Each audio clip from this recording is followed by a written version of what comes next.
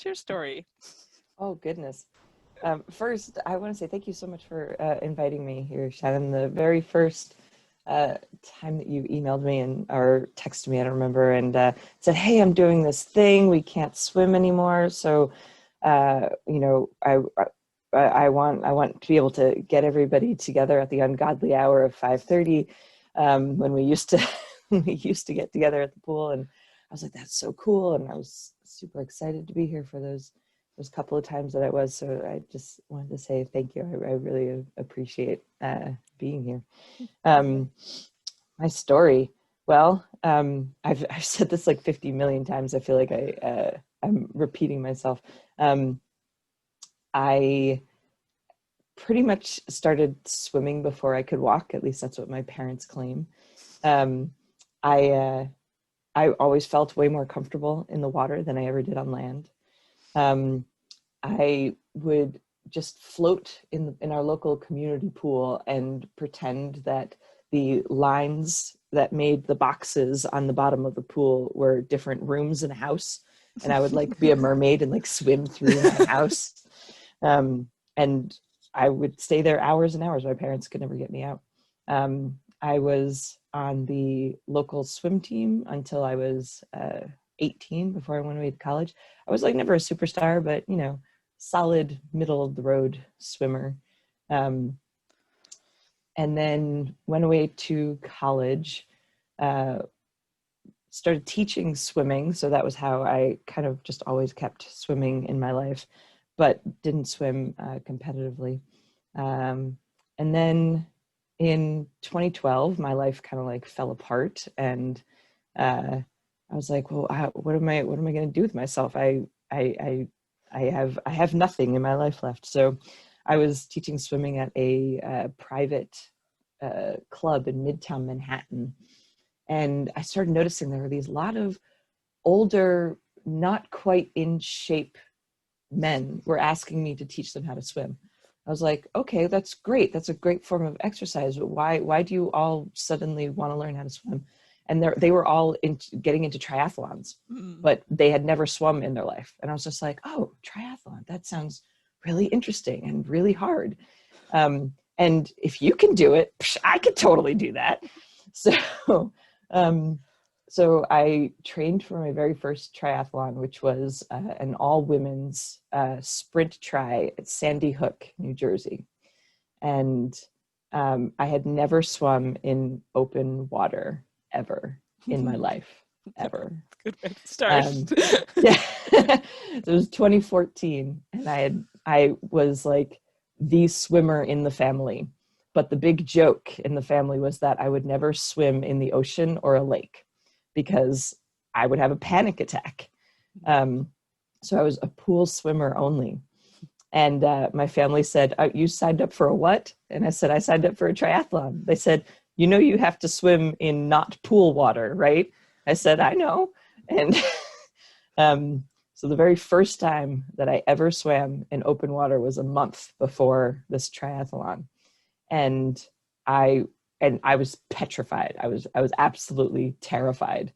I closed my eyes, and I made sure there were like 3 other women that I was training with. I don't remember how many, but I closed my eyes and I made sure I stuck like right in between all of them. And we swam like, it would maybe it was 100 yards. It was seriously like not far at all, just for this like little training swim in the ocean at Sandy Hook. And I did it. I closed my eyes and I swam as fast as I could. And I got out and I was like, oh, I did it. I swam in open water. That was awesome. And then I went on to do a bunch of triathlons, and every open water swim got just a little bit easier. But it was because I was swimming in a pack, and because, to be perfectly honest, I was swimming with my eyes closed. Every time I opened my eyes, I would start to have another panic attack. But I was completely addicted. I fell in love with endurance sport. It was kind of that thing that my life needed at the time. And then 2017, it was my 39th birthday, and I was just like, huh, a lot of people do things for the 40th birthday. What should I do for my 40th birthday? And by this time I had done enough tries that I knew the swimming part was what I really liked. Mm-hmm. I should not have been surprised. And then, the bike was okay, and I hated the running. So I was like, well, are there things that I could do that'd be like really long, and I don't have to be fast, but I could just do swimming? Turns out, it's a thing. And I honestly, I can't believe that I never knew. I cannot believe that I never knew long distance open water swimming, marathon swimming was a thing. You didn't see the people swimming around Manhattan while you were there? No, I was not plugged into that community. Yeah. I literally had no idea. And it was interesting that as a kid, because I hated sprinting, I absolutely despised it. I wasn't fast. I wasn't all that good. So I was really surprised that nobody ever said anything to me. That nobody said, hey, do you think you might want to do longer distances? Nobody ever said anything.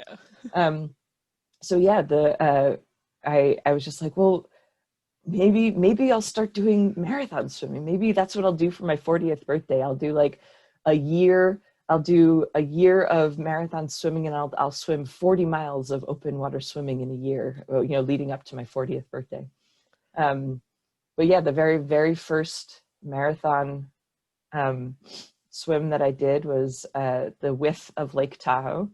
And I was petrified, and I had no idea what I was doing. And you start in the middle of the night, and I was just like, what is this? Why do people swim at night? Why would you do that? But it was amazing. It was absolutely incredible swim. And just like with the triathlon, I was hooked, and I kind of haven't looked back since. Swimming in open water has gotten easier, but I still have panic attacks if I open my eyes and I can't see the bottom. And it's a really interesting life journey for me. So tell us about the swim you did for your 40th birthday. The swim I did for my 40th birthday. I circumnavigated. You did the 40 miles leading up to it to warm to no. train? No. So what was really interesting, I had enough swims lined up that it would have equaled 40 miles, but the end of 2017, there a lot of things were going on in my life, and I found myself in severe financial straits. So I basically had, one of the really lovely things about our sport is that it's really expensive. But yeah, I ended up having to cancel all of the swims after September. So my training swim, so I ended up only doing, I think I ended up doing a little under 30 for the year leading up to my birthday. But then for my birthday, actually it was the day before my birthday, I finished. So it's technically still only 39. I circumnavigated Bermuda, which 37.3 miles. Took me 31 hours and 20. Wow, that's so terrible that I can't remember now. A little over 31 hours. And yeah, that was the thing about that year, about having that swim as my goal.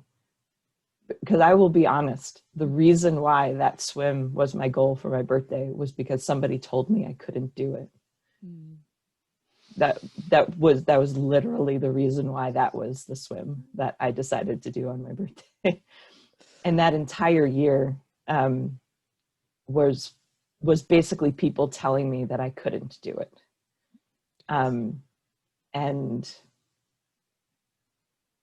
nobody would, not nobody, the people that were in positions to help me organize the swim and to help me get everything together, wouldn't help me. So I had to put everything together myself. I had to find a boat. I had to find a captain. I had to put the team together. I had to put together a training plan. It was very strange. The people that I reached out to ask advice about training and nutrition and what did it mean to be in extremely high salt content water, because the water around Bermuda is some of the highest, some of the saltiest water because of the reef. Except for extreme rare situations, almost every single person for that year said, "I'm sorry, I can't help you." Or I won't help you because you shouldn't be doing this. You can't, you won't be able to do it. You need to quit. Wow. And yeah, so that was a really tough year, but I learned a lot. And I don't think anything that I have done since, both in my life and in marathon swimming, would have been possible without that learning experience, without having to have done it all myself. Yeah. How did you motivate yourself to get through those, like can't, don't, won't, shouldn't? Most of the motivation was I can't let them win. Like I can't let them be right. That was most of the motivation. I actually, the other part of the motivation was my community. So the second, was it the second? No, it must have been like the third or the fourth swim that I did on that journey was the Maui Channel. That was before Bermuda? Yeah, that was before Bermuda. Okay. It was like, that year leading up to Bermuda. And I was one of two solo swimmers that year. The other solo swimmer was my friend Mark, and I had no idea who he was at the time.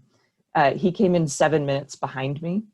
And I think it was just because his boat captain didn't know where he was going and he was following my boat. And I don't think my boat knew where he was going either. So, but we connected at the dinner that night, and we've basically like been best friends ever since. So that year, every time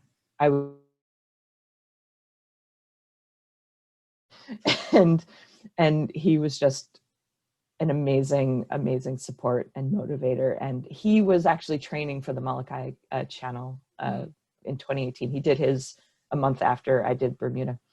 And we just being there for each other and having him say, but you can do it. Like, why are you listening to them? Don't like, but yeah, it was, it was interesting. I didn't have access to open water for about 2 or 3 months while I was training for Bermuda. And the longest swim that I had done leading up to that was Tahoe. So it was 7.5 hours, 10.5 miles. And I was just like, well, Bermuda's a little bit longer than that. Maybe I should try and figure out if I can actually, swim for 15 plus hours. And Mark was just like, yeah, but where are you going to do that? You don't have access to open. I was just like, well, the pool that I work at on Fridays is open for 15 hours. Did you swim at the pool for 15 hours? I did. Wow. I did a 15-hour pool swim. That takes a whole other kind of endurance, I think. Oh yeah. It was interesting though, because there were a lot of things that there were a lot of questions that I needed answers for. Like, can I literally move my arms in the exact same motion for 15 hours? I didn't know if I could. I was still working with a lot of different nutrition things. And I was like, what, is this going to upset my stomach? I had never done peaches or anything to, cut the salt from the ocean before. And I didn't know if it was going to, upset my stomach. So it was, like I said, it was the pool that I worked at. So when I went to, the lifeguards and my boss and everybody, I was just like, hey, would it be weird if I brought this giant box of, peaches and nutrition and all this stuff, just left it at the end of the lane and swam here for 15 hours? And they're like, yes, that would be very weird. So, okay, what if I put a little sign on the box that explained why I was doing this? They're like, yeah, I guess that's better. And they were cool. Like some of my friends, other instructor friends, would like come and like swim with me for like half an hour. And that was like my first taste of tandem swimming. And that was like so much fun. It was totally cool. And I don't know where all this started. I think I got off on a tangent here, but you're yeah. all good. How do you describe the feeling of completing a marathon swim?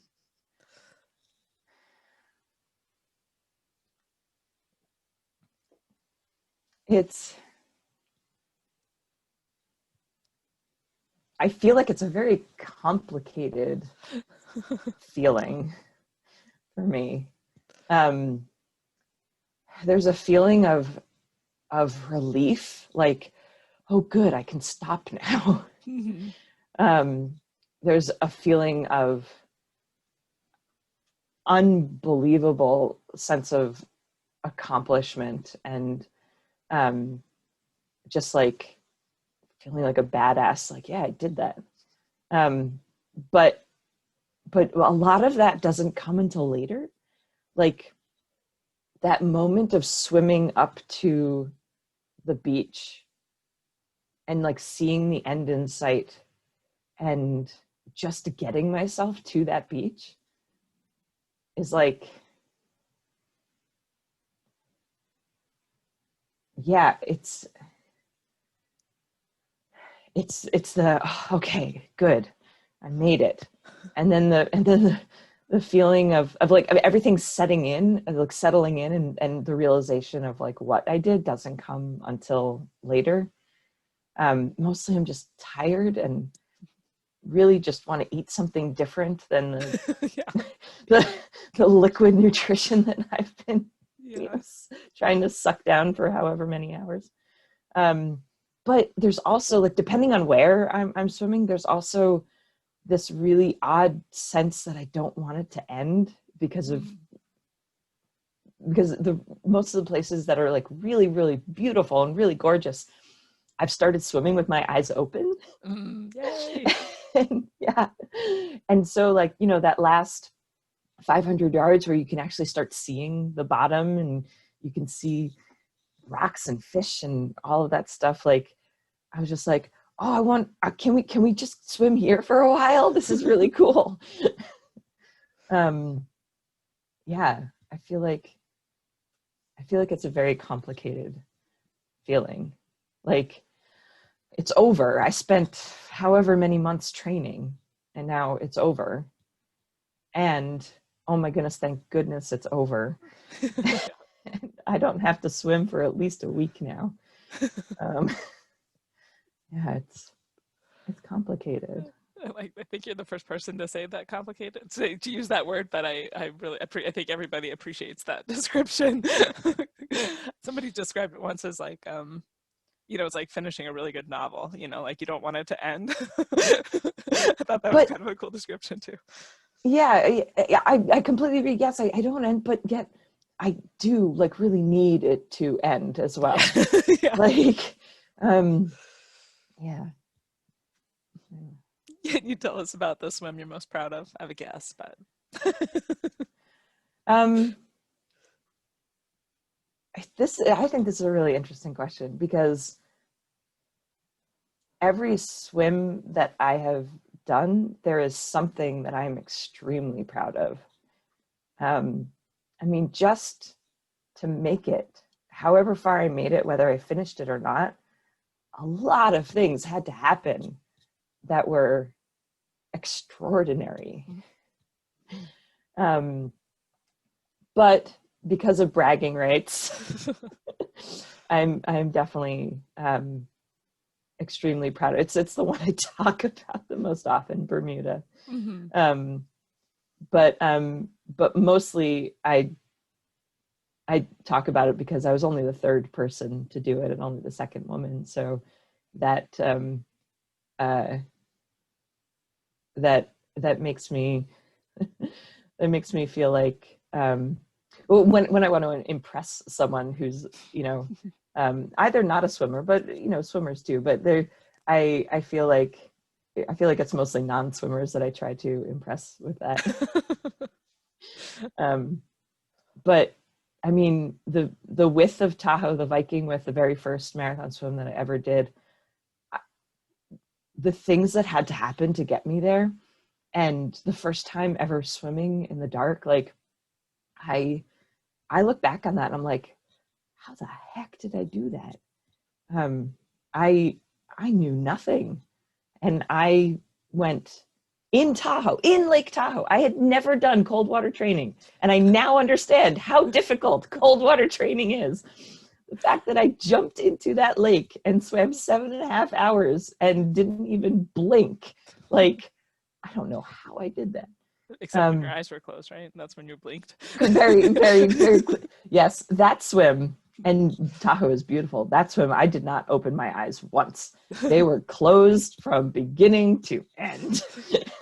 Except when I faces in the water, right? Right, yes, face in the water. No, I'm totally fine opening my eyes to, you know, spot the kayak or the escort boat. And now I've even started to, like, you know, look up at the sky and check out the stars and like even look at the land a little bit. Yeah, I think the most proud, like, question, again, that's like, marathon swimming is just so complicated. It's a really great analogy for life, you know, and the things that I have learned from marathon swimming, including don't ever forget a pair of extra underwear,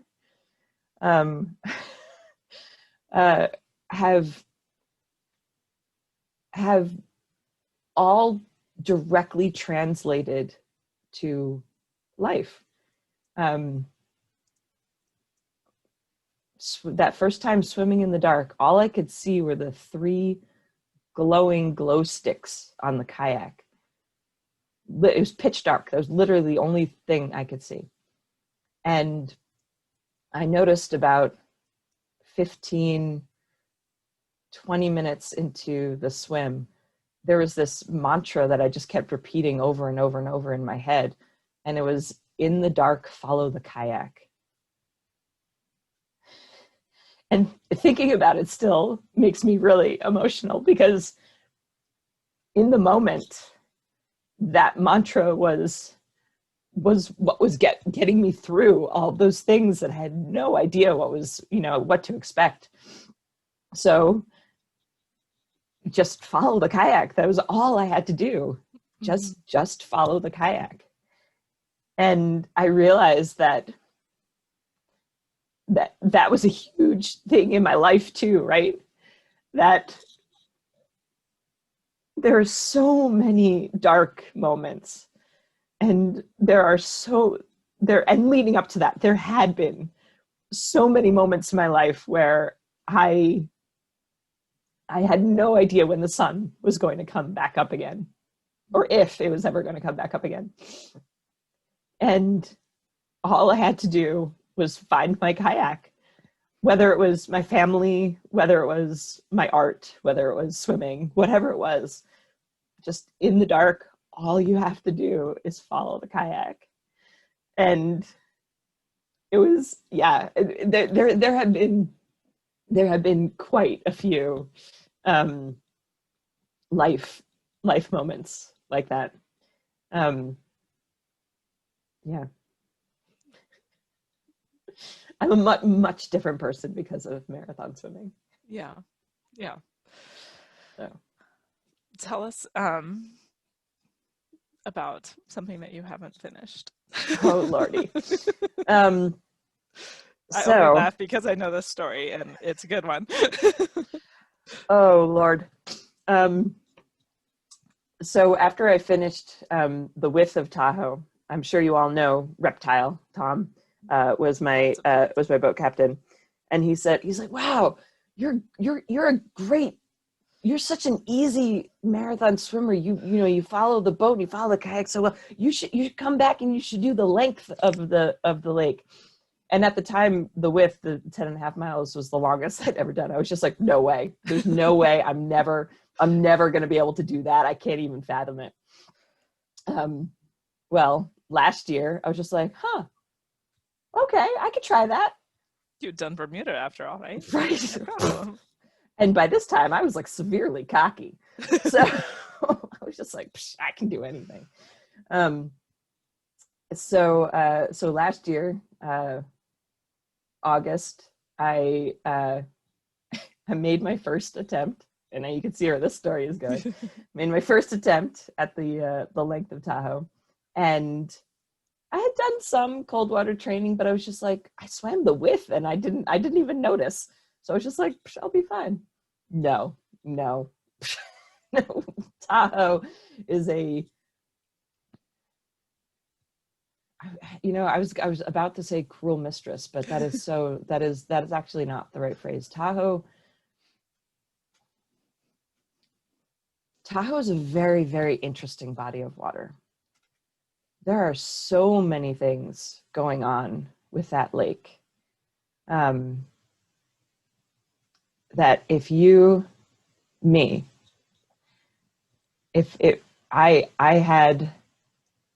I really had no idea what I was in for. I made it 2 miles, about 80 minutes, and I was shivering. I was so cold that my speech was slurred. I couldn't move my arms anymore. My teeth were chattering. I was biting my tongue. And I was just like, obviously much less coherent than this, but I was like, Tom, I'm pretty sure I need to stop. And he was like, no, just go another 20 minutes. I was just like, no, that's not happening. So we stopped, and I knew it was the right decision. Like there was no way that I was going to make it any further. And I got a bunch of text messages from people that were following my spot tracker. Go, are you okay? What happened? I was like, I'm fine. I did not train properly, and Lake Tahoe was not about to let me get away with that. And for a while there, I didn't think I was going to try it again. I was still recovering from a lot of the mental, I call it trauma, but Bermuda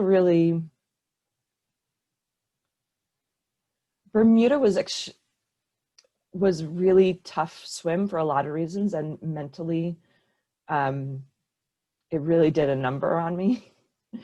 And to be honest, I feel like I'm still kind of recovering.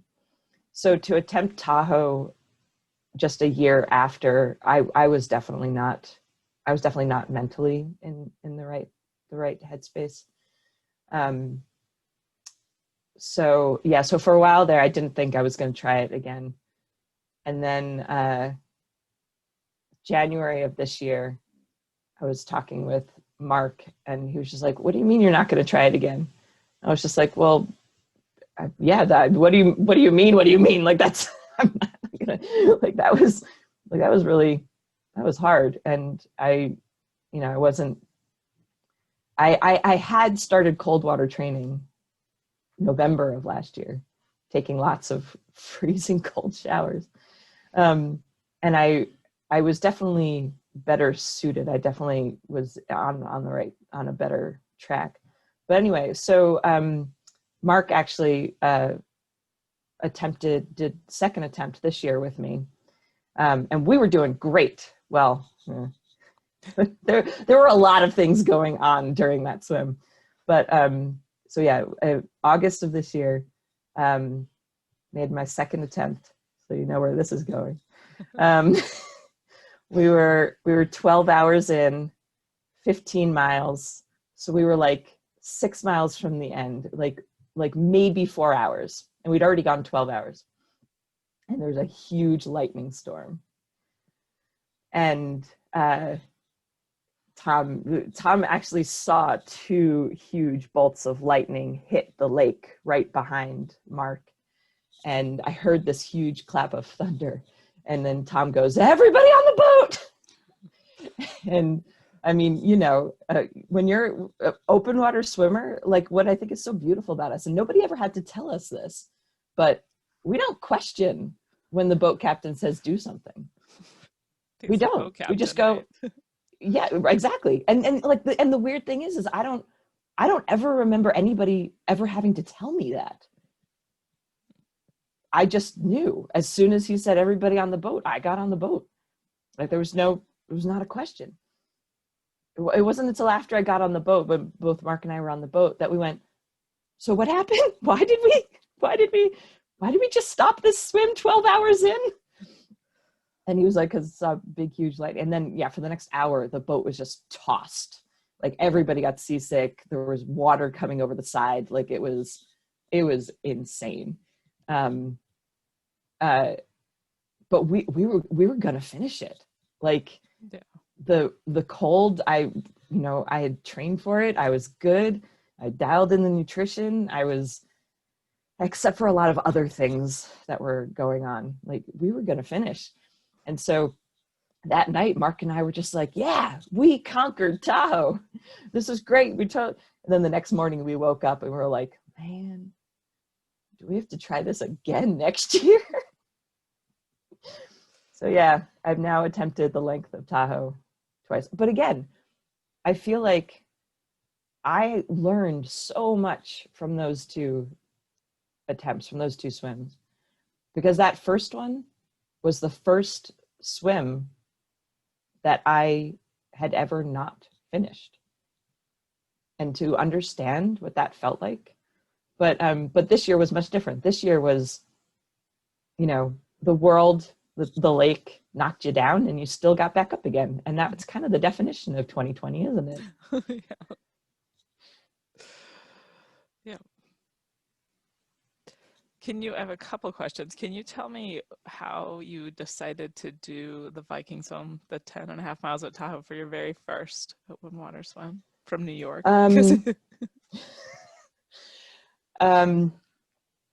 Yeah. So when I sat down to put together my 40 miles of open water swimming before my 40th birthday, again, I was not plugged into the community yet. And the only person that I was kind of talking to was this person who said, you can't do it. You'll never be able to do it. And so I just went on a bunch of websites and a bunch of swim calendars and just started looking through the dates and locations and just started circling the ones, like in the help wanted ads. I started circling the ones that I could get to and that I could train for, and that I could like create a calendar. And the person that I was talking to was it was a swim coach, an open water swim coach. And they were training somebody, they were coaching somebody to do that swim, to do the Vikings swim, like the week before I wanted to do it. And so they said, yeah, I can hook you up with Tom. I can help you get this all arranged. So it at the time, it felt like everything was just falling into place, that I was talking with a person who was really knowledgeable. They could get me, help me plan it out and sort it out. And then they never actually did anything. I ended up having to call Tom, and he like squeezed me into the calendar. About they just kind of like faded away and disappeared. I was on the plane to Tahoe. It was 3 days before the swim. And they sent me a very long email telling me why I should not do the swim, why I should not swim Tahoe. 3 days before the swim. Yikes. Listing every single reason why I was not prepared, why I was not ready, why I was not good enough Wow. to attempt that swim. And they basically said, you know, you already paid him, you already have the boat, so, you know, just have him just do like a little bit of the shore, so you just get the feel, you know, just like training swim, so you get the feel of what it's like to follow a boat and get the feel of what it's like to do open water swimming and all this stuff. And I, for somebody who had never done a marathon swim before, that was just mean. That was just cruel. Yeah. Because for those 3 days leading up to that swim, every single doubt that could possibly be in my head. Yes, this person is a coach. Mm-hmm. Every single doubt in my head was just like swirling around, beating me down. Actually, so it was I probably shouldn't say this, but it was the person who coached the first woman to swim, Lori King, to swim, who did the Bermuda swim. So it was that coach. It was a person that I worked with at the pool in New York City. So I got into that water at 3 a.m. just petrified.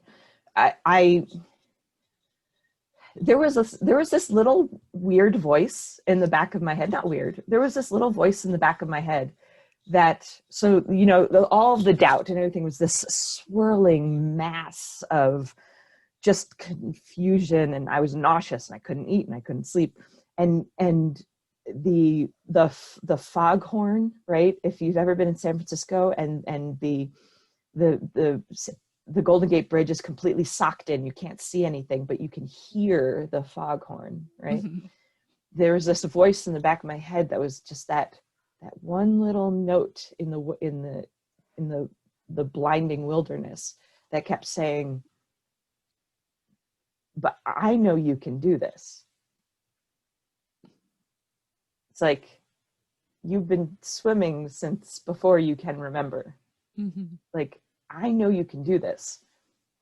And you've trained, and you've dialed in your nutrition, and you've asked all the questions. You know exactly what you're doing. Mm-hmm. So that was that was the only thing that pushed me forward. But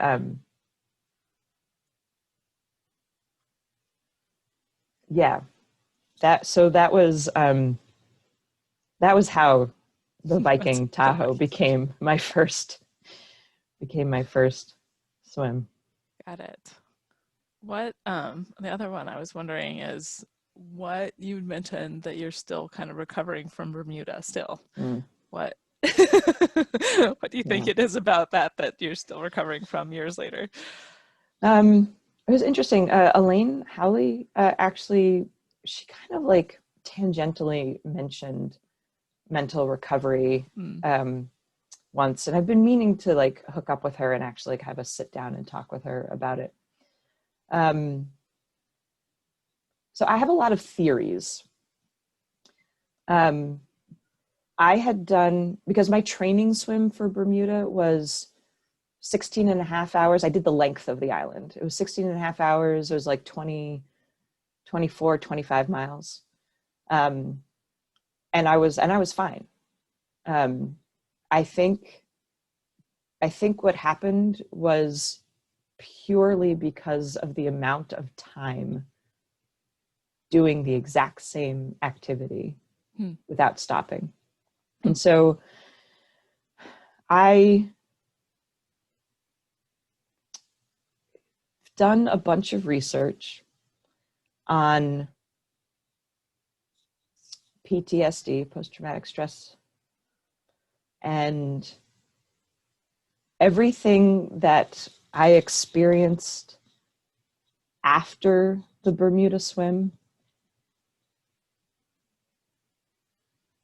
fits in line with people that have that suffer from PTSD. And like the three markers that that I think were the or the three things that I think were the mitigating factors was so the physical repetition, right? Mm-hmm. Doing the exact same thing over and over again for almost 32 hours. The sleep deprivation and kind of the food deprivation. Like I was definitely getting enough calories. That wasn't the issue. Like actually my nutrition was one of the only things that didn't go haywire during that swim. But it was the exact same thing over and over again. So that one's a little bit harder to think about, but those are the three hallmarks of torture. And yes, I voluntarily did it to myself, but my brain, when it went into survival mode, which I think happened around hour 16, 17, my brain couldn't parse out, we volunteered to do this versus I am being tortured. So my theory is that, because I've talked to other swimmers who have done swims up to 15, 16 hours. I think that's the key. I think that's the line in the sand. Because I mean, we've all done it. We've all stayed up for 15 hours, 16 hours in a day, right? For some reason that's okay. But after that, swimmers that I've talked to that have done swims longer than that, like 20-hour swims, they talk about having the exact same symptoms, really bad nightmares, not being able to sleep. I still get weird flashbacks when I smell Dawn soap. Because Dawn soap was what I used to clean all the Desitin off of my goggles and everything after the training swim. Oh, yeah. So during the actual circumnavigation, that was the smell that I basically smelled almost the entire time. And like 2 days after, I went to go wash the dishes and I smelled the soap and I got nauseous and I got seasick, and my brain was just like, you need to stop washing the dishes right now. I couldn't swim for at least a month after Bermuda, because every time, even at the pool, every time I would go to the water or like put my foot in the water, or even like I attempted like a lap of swimming, my brain would say, you need to stop right now. I have flashbacks. I would start getting nauseous. So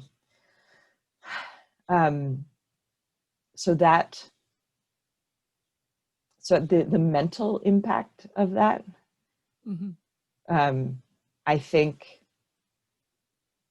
I'm much better now, like clearly, because I swam 12 hours.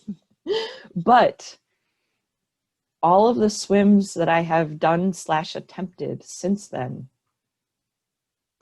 have been a much different mental game than before that. I struggle now with my mental game, with my thoughts when I swim now. And actually, up until maybe June of this year, I struggled mentally even with like the short swims, like just doing an hour swim on Emigrant, like was extremely difficult to get through.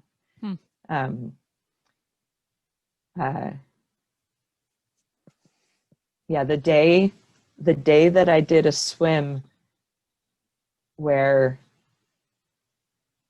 I didn't think about all of the hard things of the swim, that was huge for me. I don't know if you met Amy, the person who's been kayaking with me. We finished the swim, and I got it at Emigrant. I was just like,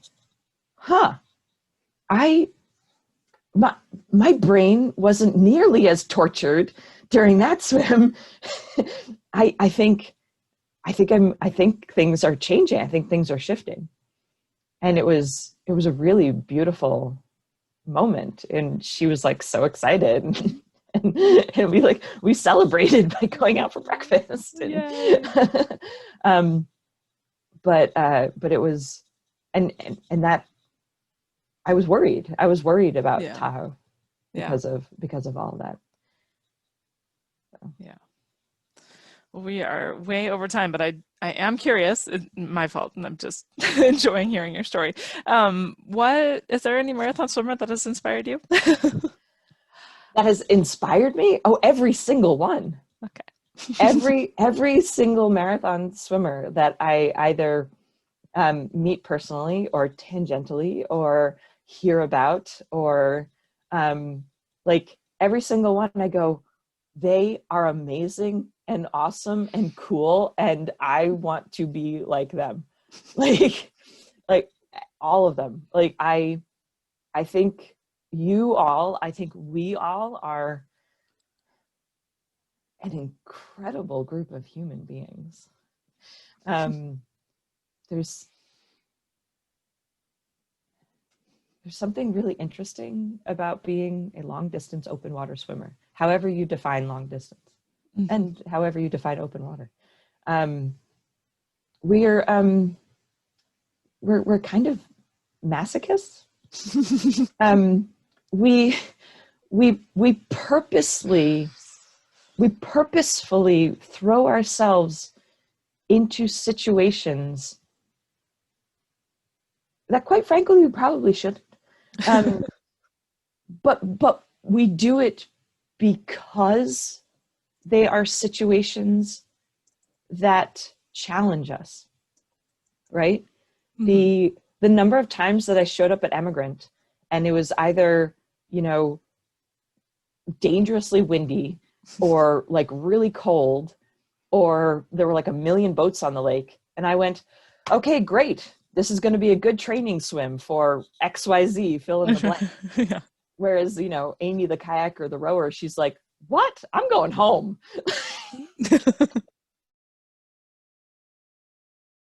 In this. And I'm like, well, because I could find myself in the middle of a lake or in the middle of a river or in the middle of an ocean, and this is exactly what would be happening. And I have to learn how to swim through it. I have to learn how to, make it to the other side of this.